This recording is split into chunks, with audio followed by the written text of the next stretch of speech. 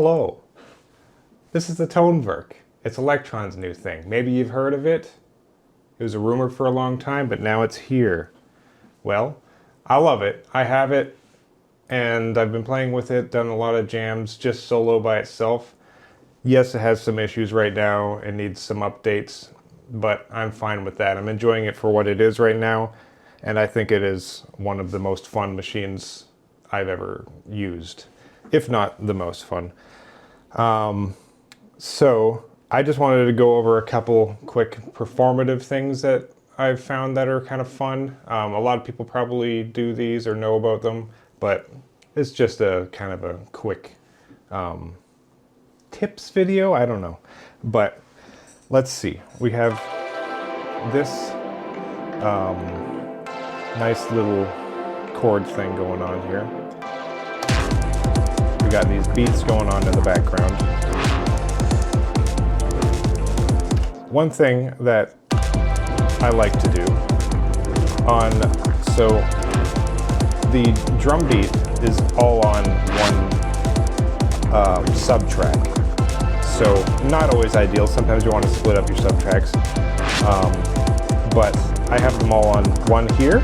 And one fun thing you can do, so make sure you memorize, so that's like a quick save.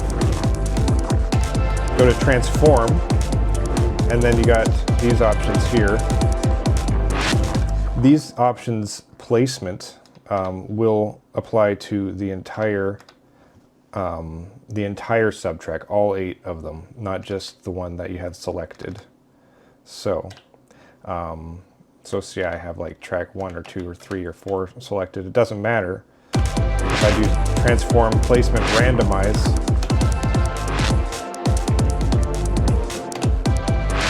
it randomizes all of the rhythm. So it's like a nice, unexpected, unpredictable, impromptu little fill. And I really like doing that, actually. Obviously, it's not good for every type of music, but I could just like quickly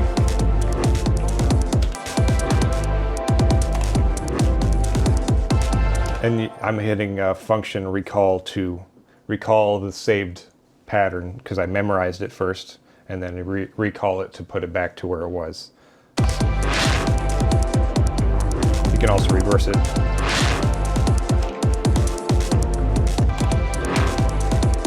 That works as well. And the other things for velocity just happen per individual track in the subtrack. So let's see, what do we have here? Let's do it to this hat here. Transform, ramp up.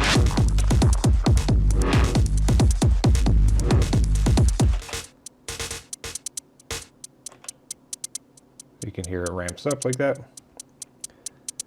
So that'll just happen to that one subtrack.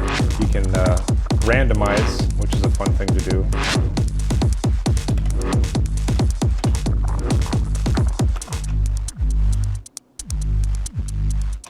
Randomize velocity is a fun thing to do even during the writing process, because if you want like kind of a more of a groove, you can just kind of randomize a bunch of times until like the velocity feels about right, and then you can maybe go in and tweak a couple of them.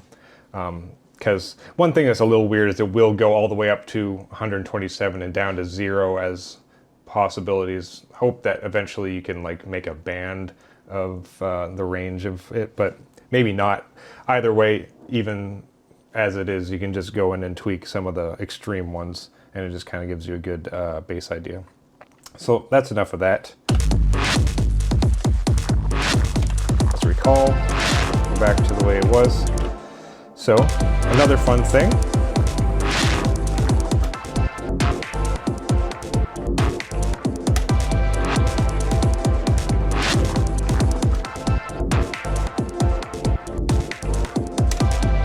So I have the master track, the mix track, set up with a multi-mode filter, but the default of the multi-mode filter isn't doing anything.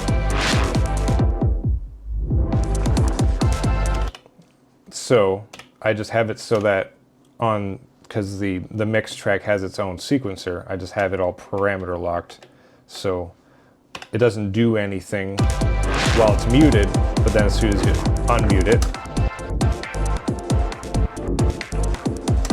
it has all of these parameter locked different frequency levels on the master filter. And that's a really fun thing to do. You can do that with any of the insert effects. You can also do that on a bus as well. So if you only wanted to affect certain tracks or something like that, or even all the tracks, you can do that as well. So that's just a fun thing I like to do. Just muting the master track and having an effect on it.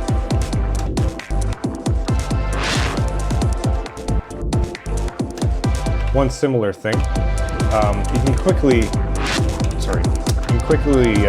route things in the routing menu here. So I have a bus with an effect on it. And just really want to show you how, and mostly for people that don't have a Tonever and haven't done it yet, or maybe if you haven't played with that stuff, how quickly it is to route things.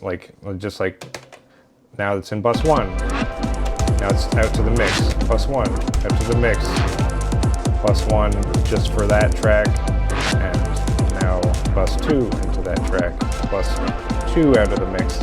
Like, you just hold a button and slap the destination of where you want it to go. It's no time. So it's definitely something you can do during a performance, and you probably should. Like, maybe this isn't the most creative way, but there's lots of fun things you can do with that.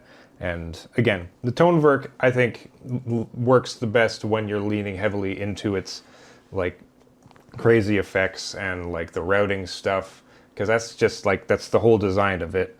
I think that's what it really wants you to do. So yeah, that's a good little trick there. I mean, if you can call it a trick, it's really not. It's just kind of basic. But let's hear just the chord by itself and then what it sounds like in the bus. So the bus is doing the low pass filter, which the low pass filter effect on here is awesome because it has a built-in LFO, and you can even like offset the left and right for a different, so now it sounds like it's oscillating back and forth. So without even having to use one of your LFOs, it already has a built-in LFO that defaults to a quarter note, or 1/4 of your duration. So it automatically will go on every 4th beat. And so that's kind of a pseudo sidechain pumping thing for 4 on the floor stuff you can even do.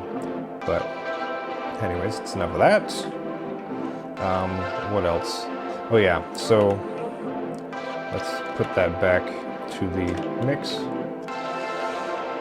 One final thing I just want to say, so this sample currently has no effects on it besides going into the sends. But one thing I think is a good thing to do is have effects on tracks, even if they're not enabled, that you might want to use while performing. So for example, like this track has no effects, but I have a chrono pitch set on it, 2 settings that I like for it, so I can, during a performance, fade in the effect, which, you know, isn't on at the beginning, but I can bring it in whenever I want. And I have a second effect, which is the comb filter. That's the comb filter. Like, that's not what you come to expect the comb filter to sound like on like the Digitone or the Digitac 2.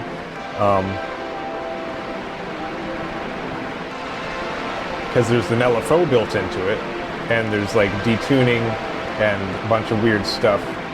So, and with the dry wet mix, comb filter is really cool on this machine. And like, listen to this. So, change the detune. Obviously, this is getting a little wacky, but just for a demonstration, and it's fun.